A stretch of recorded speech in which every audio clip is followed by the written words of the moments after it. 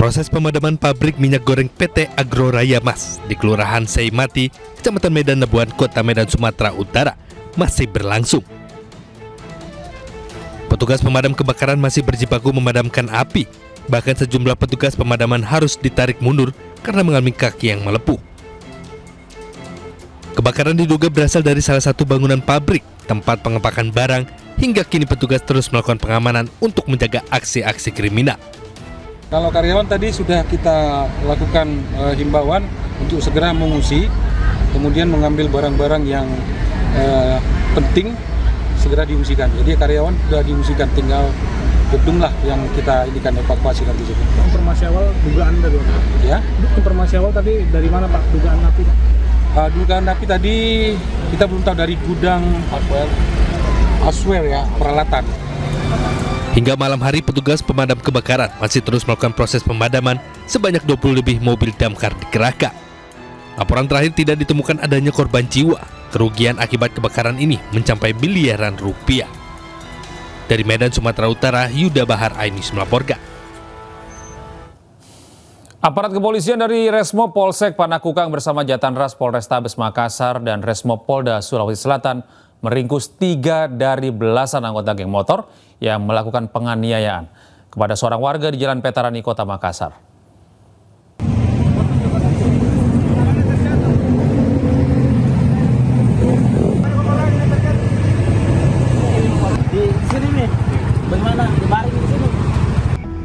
Aparat kepolisian dari Resmo Polsek Panakukang bersama Jatanras Polrestabes Makassar dan Resmo Polda Sulsel berhasil meringkus 3 dari belasan anggota geng motor yang menganiaya seorang warga di Jalan Petarani, Kota Makassar, Sulawesi Selatan.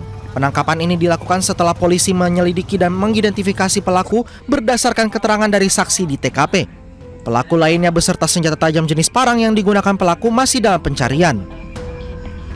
Dan adanya petunjuk menyasar ke kelompok geng motor, akhirnya kami berhasil mengamankan 3 dari belasan pelaku penyerangan.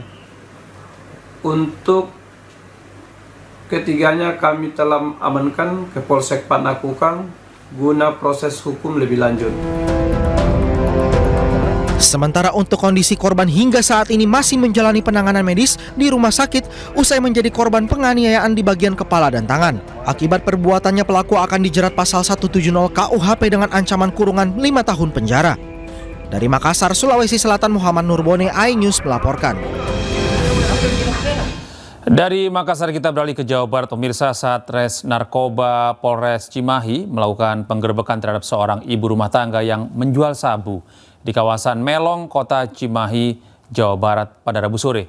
Ibu beranak satu ini nekat menjual sabu karena desakan ekonomi.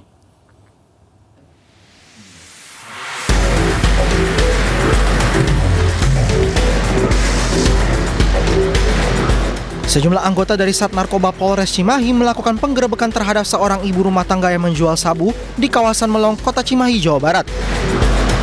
Saat penangkapan, pelaku baru memakai sabu dengan bukti alat hisap. Dari hasil penangkapan pelaku berinisial DS di rumahnya, polisi mengamankan 10 gram lebih paket sabu siap edar. Dan barang bukti yang ada saat ini seberat 10,88 gram diamankan di daerah Cimahi Selatan dan sudah beroperasi selama 1 bulan dan mendapat keuntungan kurang lebih 2 juta rupiah setiap kali 1 kali pengantaran. Pelaku DS sendiri mendapatkan barang haram dari seseorang berinisial R yang masih buron. DS sendiri menjual sabu karena desakan ekonomi sebab suami yang berprofesi sebagai supir tidak mencukupi kebutuhan sehari-hari.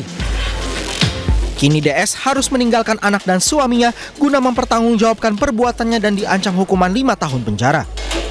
Dari Cimahi, Jawa Barat, Yuwono Wahyu, iNews melaporkan. Sementara itu, Satres Narkoba Polresta Padang bersama tim K9 Polda Sumatera Barat berhasil menangkap seorang bandar narkoba kelas kakap yang telah lama masuk dalam daftar pencarian orang. Petugas berhasil menyita 10 paket sabu siap edar.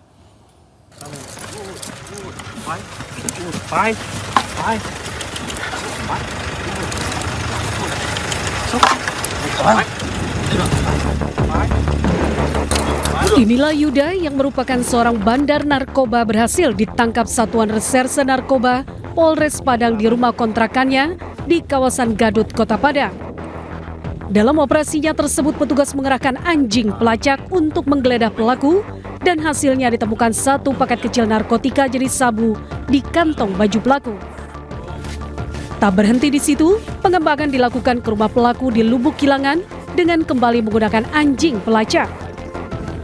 Dari hasil penyisiran, petugas mengamankan 10 paket kecil sabu siap edar yang disimpan dalam lemari dan tas di kamar pelaku. Polisi menyita barang bukti termasuk telepon genggam serta timbangan digital yang digunakan untuk transaksi. Kita menemukan barang bukti narkotika jenis sabu di badan tersangka, ada 2 paket. Selanjutnya kita kembangkan ke rumah pelaku, ke rumah tersangka di daerah Lubuk Kilangan. Dan berikutnya kita masih bersama K9. Kami masuk ke sana didampingi oleh RT dan Ketua Pemuda setempat. Langsung K9 dan rekan-rekan melakukan penggeledahan. Dari hasil petunjuk dari satwa kita, dari K9 ini, ternyata tersangka masih menyimpan beberapa paket narkotika jenis sabu di lemari kamar tersangka. Guna mempertanggungjawabkan perbuatannya, pelaku terancam hukuman 5 hingga 15 tahun penjara. Dari Padang, Sumatera Barat, Budi Sunandar, iNews melaporkan. Kita beralih ke informasi dan pemirsa, heboh 6 remaja putri saling baku hantam di jalanan di Kota Palembang, Sumatera Selatan. Aksi duel ini jadi tontonan pengendara yang melintas dan kemudian viral di media sosial.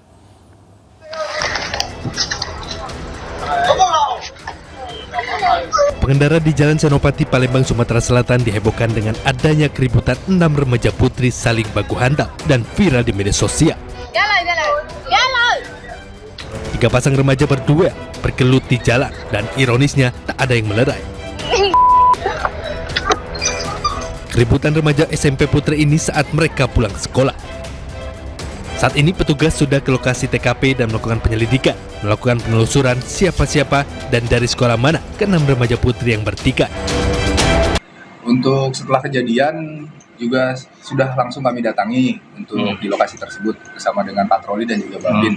Dan juga berdasarkan informasi yang kami peroleh di lokasi tersebut, kerap dijadikan tempat nongkrong oleh anak-anak sekolah pulang sekolah. Oleh karena itu, sekarang secara rutin personel kami standby di lokasi tersebut guna mencegah kejadian tersebut terulang kembali. Dari peristiwa keributan tersebut, pihak kepolisian menghimbau agar para pelajar usai melakukan sekolah langsung pulang ke rumah. Dari Palembang, Sumatera Selatan, Guntur, iNews melaporkan. Diduga karena masalah keluarga, oknum anggota TNI menghabisi nyawa istrinya dengan senjata tajam. Kami hadirkan informasinya sesaat lagi.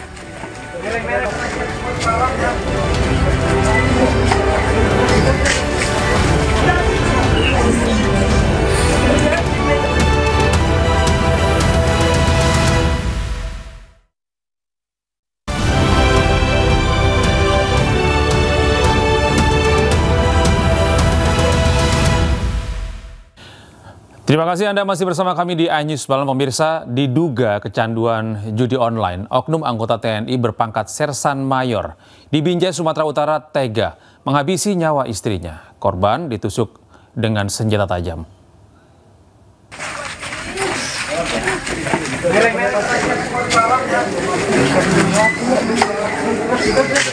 Isak tangis keluarga korban pecah saat jenazah korban tiba di rumah duka.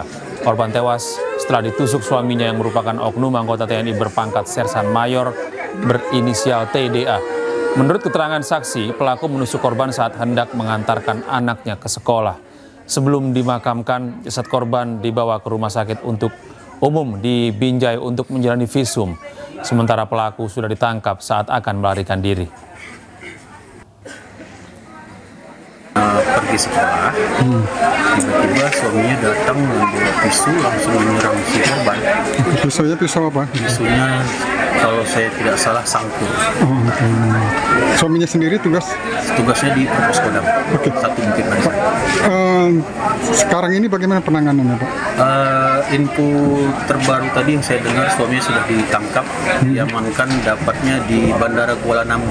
Mau coba melarikan diri mungkin. Kita beralih ke informasi lain. Pemirsa, Ketua Komnas HAM Republik Indonesia mendatangi kediaman keluarga Arya Daru Pangayunan, diplomat muda Kementerian Luar Negeri Republik Indonesia yang ditemukan tewas di kamarnya yang di indekos kawasan Gondang Dia, Jakarta. Namun pertemuan tersebut dilakukan secara tertutup.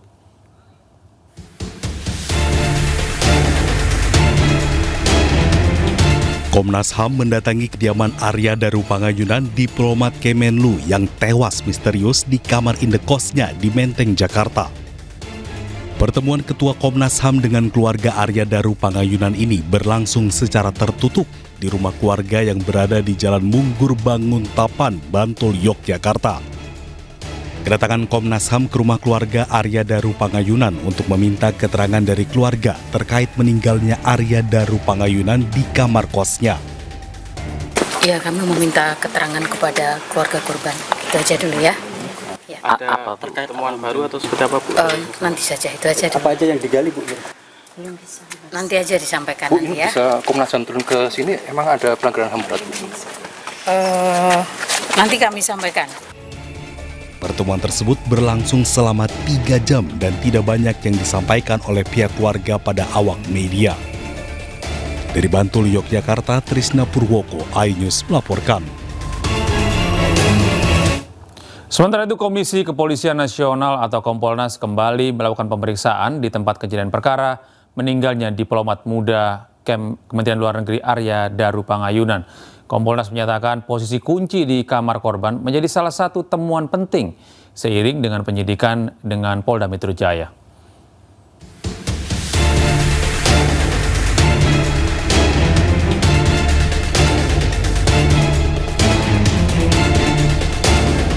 Komisi Kepolisian Nasional atau Kompolnas kembali melakukan pemeriksaan di tempat kejadian perkara meninggalnya diplomat muda Kemlu Arya Daru Pangayunan di sebuah kamar indekos di wilayah Menteng, Jakarta.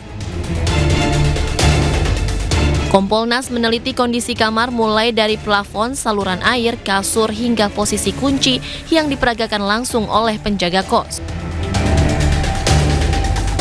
Kompolnas juga mengonfirmasi bahwa seluruh CCTV berfungsi dan rekaman telah diambil polisi sesuai prosedur tanpa ada yang hilang. Hasil sementara, slot kunci yang hanya bisa dibuka dari dalam ditemukan dalam kondisi terkunci saat pintu pertama kali dibuka. Kasur. Dan yang nggak kalah penting adalah kami cek posisi kunci. Lah, posisi kunci ini jadi sangat krusial di situ. Lah, kami cek secara fisik dan kami konfirmasi kepada penjaga kos-kosan ini. Karena beliaulah yang membuka pertama kali, terus kami minta untuk diperagakan posisi kuncinya. Jadi ada 2 kunci yang memang terpasang di pintunya, bisa dibuka dari luar maupun dari dalam. Ya, terus kunci yang memang ada di dalam yang bentuknya slot. Yang itu hanya bisa dibuka atau dikunci dari dalam. Lah, saya nanya ini posisi kunci yang slot, terutama yang slot ya, yang hanya bisa dibuka dan ditutup dari dalam, itu posisinya terkunci. Jadi kami tadi konfirmasi langsung ke penjaganya, kan ada video juga, kami cek videonya, kami konfirmasi ke dianya, waktu dibuka posisinya terkunci. Selain itu, pihak Kompolnas menegaskan bahwa Kompolnas tidak menggantikan peran polisi, namun memastikan setiap prosedur penyidikan sesuai standar dan berjalan profesional. Sementara penelusuran data dan hasil visum maupun autopsi masih menunggu hasil lengkap dari pihak kepolisian dan tim medis. Dari Jakarta, Jen Cahyani, Fakih Satrio, iNews melaporkan. Usai meninjau tempat kos diplomat, Komisioner Kompolnas Khairul Anam menyebut polisi masih mengungkap misteri kematian diplomat yang tewas di kos dengan kondisi wajah terlakban. Kasus ini ya sebenarnya tinggal nunggu otopsi, kecuali ada perkembangan yang lain. Tinggal nunggu hasil otopsi yang mendalam. Jadi tidak hanya satu spot kos-kosan di mana almarhum diketemukan sudah meninggal, tapi rangkaian dari kos-kosan, dari pasar, dari tempat perbelanjaan, pusat perbelanjaan sampai di tempat yang berhubungan dengan tempat bekerja itu sudah ditelusuri dengan baik. Nah, dalam konteks itu semua ya karena kami lembaga pengawas, kami menilai bahwa sampai kemarin dengan struktur kayak begitu kita menilai bahwa Polda Metro Jaya masih melaksanakan prosedur tindakan kinerjanya untuk mengungkap kasus ini masih sesuai dengan koridor hukum yang berlaku. Joko Widodo diperiksa polisi sebagai pelapor dugaan pencemaran nama baik yang melibatkan Roy Suryo CS. Kami hadirkan informasinya usai jeda berikut ini.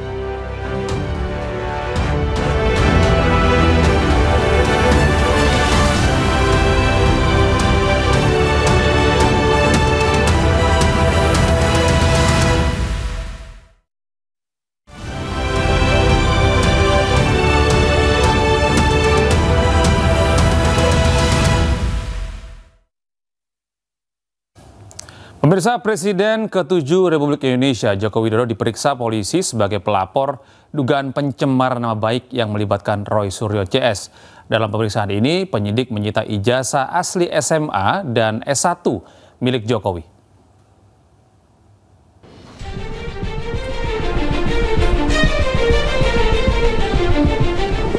Presiden ke-7 Joko Widodo diperiksa di Mapolresta Surakarta. Jokowi diperiksa sebagai pelapor dalam kasus dugaan pencemaran nama baik terkait ijazah palsu. Jokowi diperiksa di Solo karena kebetulan penyidik Polda Metro Jaya juga sedang berada di Solo dan memeriksa 10 saksi lain dalam kasus ini. Di Polres Solo ini tadi juga sudah ada, ternyata pemeriksaannya juga ada 10 saksi lain yang diperiksa, dan para penyidik kan juga setelah memeriksa 8 orang hari Senin kalau tidak salah. Kemarin juga katanya ada, kami kurang tahu berapa orang, tapi hari ini tadi kami dengar ada 10 saksi lain. Ya, ada beberapa saksi lah yang terkait dengan perkara ini. Tadi kami dampingi ada Pak Andra, Pak Bayu, Pak Firman, Pak Adam juga, Bu Sila semua. Tentunya ini adalah tahapan yang sangat penting, karena sebelumnya Pak Jokowi sudah diperiksa di tahap penyidikan. Ini kan adalah karena perkara sudah naik ke tahap penyidikan, kemudian Pak Jokowi juga diminta keterangannya lagi. Tadi sekitar ada 45 pertanyaan. Dalam pemeriksaan ini, Jokowi membawa dokumen termasuk ijazah asli SMA dan sarjana yang telah diserahkan kepada penyidik. Penyidik memberikan 45 pertanyaan pada Jokowi dalam pemeriksaan kali ini. Dari Solo, Jawa Tengah, Tim Liputan iNews melaporkan.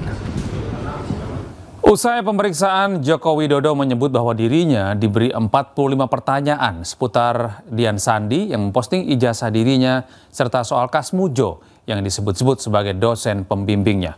Selain itu, Jokowi juga menyebut bahwa ijazah SMA dan sarjana miliknya juga disita oleh polisi. Yang baru tadi mengenai Mas Dian Sandi, apakah kenal, kapan pernah bertemu, apakah saya yang meminta untuk memposting ijazah saya. Semuanya saya jawab bahwa saya bertemu di rumah saat Mas Dian Sandi bersilaturahmi dan meminta maaf karena telah memposting ijazah S1 saya. Dan juga yang kedua, saya juga tidak memerintahkan untuk memposting ijazah itu di media sosial. Saya jawab apa adanya. Kemudian juga yang kedua mengenai Pak Insinyur Kasmujo, saya sampaikan bahwa beliau itu adalah dosen pembimbing saya, dan memang dosen pembimbing saya. Tapi untuk dosen pembimbing skripsi memang bukan Pak Kasmujo tapi Profesor Dr. Insinyur Ahmad Sumitro. Ini untuk lebih memperjelas saja. Harapannya setelah pemeriksaan ini seperti apa, Pak? Ya, proses hukum kita hormati dan terus akan kita ikuti. Pak, tadi kan kuasa hukum bilang bersedia untuk penyitaan ijazah kalau diminta oleh penyidik. Tadi gimana, Pak? Ya, juga sudah dilakukan tadi penyitaan ijazah asli S1 dan SMA oleh penyidik. 2 jenis ijazah aja, Pak, yang disebut? Iya. Tadi juga bersama-sama ya dengan saksi-saksi yang lain yang juga diperiksa, ada berapa? 11. Berikut Bapak. 11. Sementara itu, pakar telematika Roy Suryo dan kawan-kawan menggelar deklarasi perjuangan di Gedung Juang 45 Menteng, Jakarta Pusat. Mereka menolak kriminalisasi kepada para akademisi dan juga aktivis. Deklarasi perjuangan ini dihadiri sejumlah terlapor terkait tudingan ijazah palsu Presiden ke-7 Republik Indonesia Joko Widodo. Selain Roy Suryo, turut hadir sejumlah terlapor kasus ijazah Jokowi yakni Rizal Fadilah, Kurnia Tri Royani, Dr. Tifa, hingga mantan Ketua KPK Abraham Samad di Gedung Juang 45 Menteng, Jakarta Pusat pada Rabu siang. Dalam deklarasi ini, Roy Suryo menilai bahwa Jokowi mangkir dalam pemeriksaan kasus ijazah palsu dirinya, namun hadir pada kongres salah satu partai di Solo. Roy juga menyinggung pemeriksaan terhadap Jokowi yang justru tim penyidik Polda Metro Jaya yang bertolak pergi ke Solo. Selain itu, Abraham Samad meminta kepada para aktivis dan akademisi agar tidak berhenti melakukan investigasi untuk membuktikan ijazah Jokowi palsu atau tidak.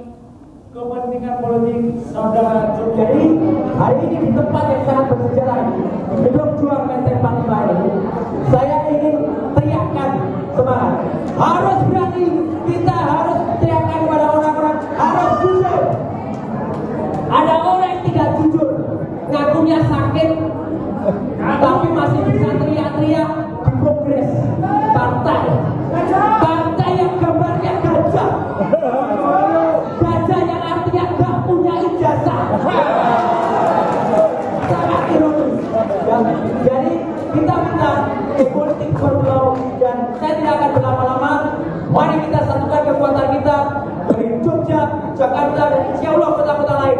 Kita akan bergerak bersama, berani dan jujur. Apa yang dilakukan oleh pihak kepolisian dalam hal ini Polda Metro Jaya membuat SPDP terhadap 12 orang ini adalah salah satu bentuk ingin meneror sedikit agar supaya kalian menjadi kendor, agar supaya kalian menghentikan investigasi Anda terhadap ijazah Pak Jokowi. Oleh karena itu, saya ingin sampaikan kepada kita semua yang ada di ruangan ini, kita tidak usah terlalu pusing dengan SPDP 12 orang yang terlapor. Anggap biasa-biasa saja. Ya. Karena kalau Anda pikirkan SPDP itu, saya khawatir nanti kekuatan perjuangan. Kita beralih ke informasi lain, pemirsa. Partai Perindo mendukung upacara Maligia Utama yang digelar di Puri Agung Karangasem, Bali. Upacara Maligia dalam kepercayaan masyarakat Hindu Bali adalah upacara penyucian atau pembersihan khususnya terkait dengan roh leluhur atau orang yang telah meninggal. Ribuan warga mengikuti prosesi mepet yang menjadi salah satu rangkaian dari upacara Maligia Utama yang digelar Puri Agung Karangasem, Bali. Iring-iringan upacara dimulai dari Puri Agung Karangasem yang dilanjutkan dengan pawai berjalan kaki sejauh 4,5 km menuju Taman Sukasada Ujung Karangasem. Upacara adat yang bertujuan sebagai penyucian dan pembersihan roh leluhur atau orang yang telah meninggal ini mendapat dukungan penuh dari PLT Ketua DPW Partai Perindo Bali, Iketut Putra Ismaya Jaya.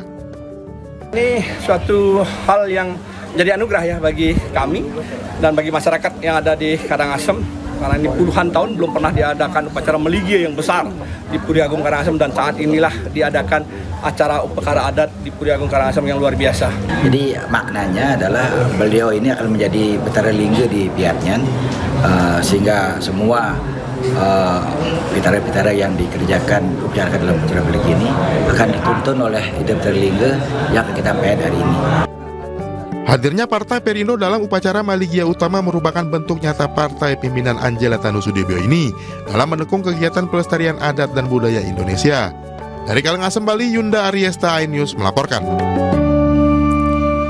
Di tengah kelaparan akut yang diderita warga Gaza, Israel terus membombardir warga sipil yang tak berdosa tanpa ampun. Anak-anak terluka parah akibat serangan udara Israel. Kami hadirkan informasinya sesaat lagi.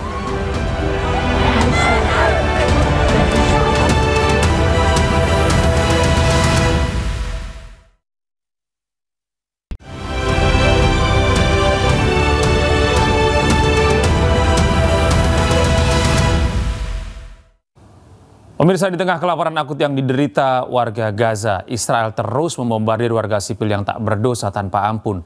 Anak-anak tewas dan terluka parah akibat serangan udara Israel.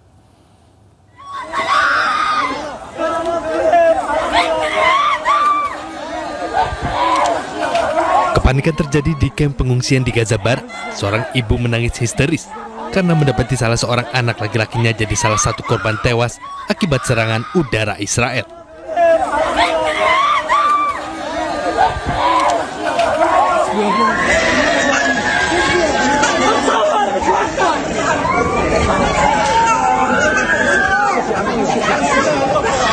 Selain mengakibatkan korban tewas, serangan udara Israel di daerah Sheikh Radwan, Gaza Barat ini juga mengakibatkan sejumlah anak terluka berat. Anak-anak ini hanya bisa menangis saat mendapati pertolongan pertama dari petugas medis di Rumah Sakit Al-Ashifa. Selain menderita kelaparan akut dan terancam mati kelaparan, anak-anak di Gaza juga terus terancam nyawanya akibat bombardir Israel tanpa henti di jalur Gaza. Tim Liputan iNews melaporkan.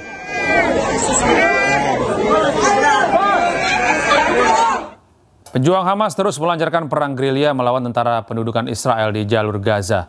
Brigade Al-Qassam menghancurkan sejumlah tank dan kendaraan lapis baja Israel.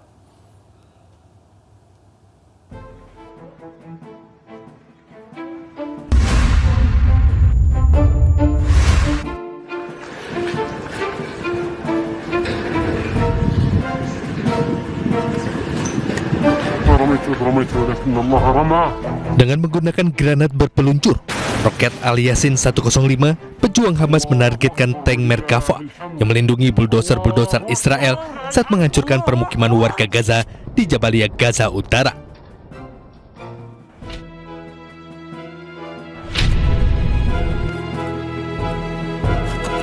Para pejuang Hamas juga menggunakan ranjau buatan sendiri saat menargetkan kendaraan lapis baja Israel. Dikendalikan dari jarak jauh, para pejuang Hamas menghancurkan tank dan buldoser Israel dengan sebuah ledakan hebat.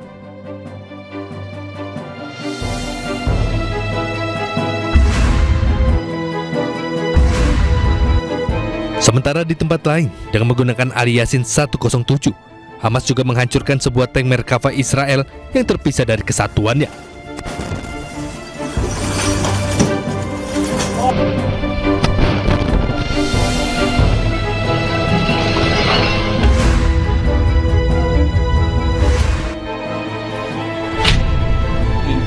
Aksi berani bahkan dilakukan seorang pejuang Hamas dengan bom rakitan.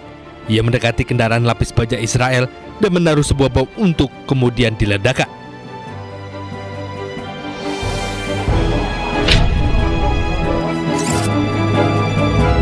Hasilnya Israel menarik bangkai buldoser dan kendaraan lapis bajanya usai mengevakuasi para tentara pendudukan yang terluka.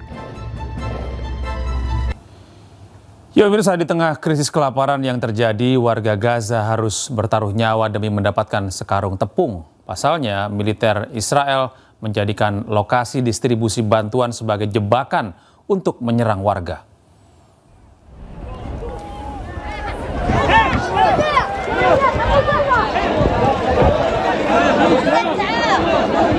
Ribuan warga yang berkumpul di dekat pusat distribusi bantuan Zikim di Gaza Utara pada hari Selasa terlihat menghindari ledakan. Beberapa berhasil pulang dengan karung-karung berisi tepung, beberapa pulang dengan tangan kosong. Sementara itu sejumlah lainnya harus meregang nyawa. Sebelumnya, setidaknya ada 85 orang dilaporkan meninggal dunia dan 150 lainnya luka-luka selama penyaluran bantuan di Gaza pada hari Minggu. Bahkan PBB mencatat lebih dari 1.000 warga Palestina yang dibunuh oleh militer Israel saat mengantri untuk mendapatkan bantuan pangan sejak Yayasan Kemanusiaan Gaza mulai beroperasi.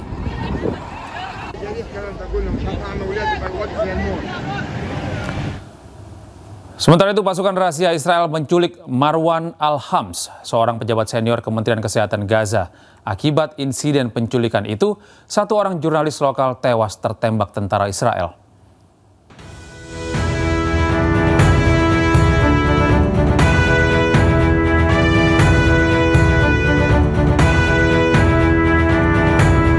Pasukan rahasia Israel menculik Marwan Al-Hams, seorang pejabat senior Kementerian Kesehatan Gaza. Penangkapan terjadi di luar rumah sakit lapangan Komite Internasional Palang Merah di jalur Gaza.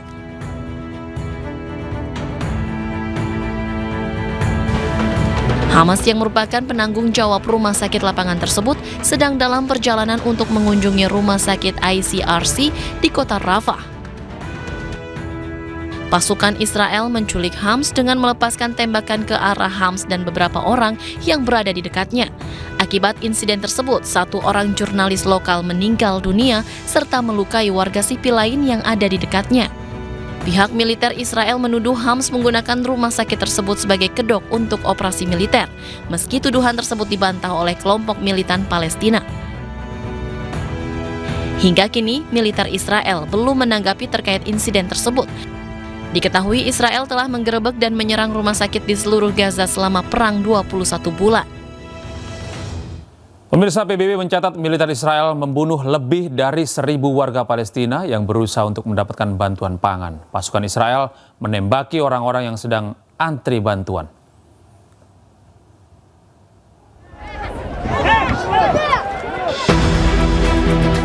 Ribuan warga berkumpul di dekat pusat distribusi bantuan Zikim di Gaza Utara pada hari Selasa di tengah kekurangan makanan dan pasukan kemanusiaan yang parah.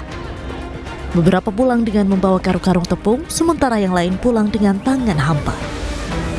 Rekaman dari lokasi kejadian menunjukkan penduduk setempat berjalan di sepanjang jalan berdebu sambil memikul tepung di pundak mereka. Kendaraan-kendaraan tanpa tanda juga terlihat di area tersebut dengan anak-anak memanjat atap kendaraan. Para warga Palestina mempertaruhkan nyawa mereka sendiri untuk mendapatkan bantuan pangan. Sebab tak sedikit warga yang tengah mengantri bantuan justru ditembaki oleh pasukan Israel. كنز عندي طعم اولادي هذا عندي كنز يعني انا مستعد اموت عشان طعم اولادي عشان طعم اولادي الحياه صعبه هذه وانت عارف يعني كيف احنا في مجاعه صار لنا في 2 سنين في مجاعه احنا والله اذا اكلنا اكل الحميه واكل الحمام واكل هذا كله اكلناه ما خليناش حاجه حتى العشبه المحرم من كلها اكلناها. PBB mencatat lebih dari 1.000 warga Palestina yang dibunuh oleh militer Israel saat mengantre untuk mendapatkan bantuan pangan sejak Yayasan Kemanusiaan Gaza mulai beroperasi. Hingga 21 Juli, PBB mencatat 1.054 warga tewas di Gaza saat berusaha mendapatkan makanan. 766 diantaranya tewas di sekitar lokasi distribusi dari Yayasan Kemanusiaan Gaza dan 288 di dekat konvoi bantuan PBB dan organisasi kemanusiaan lainnya.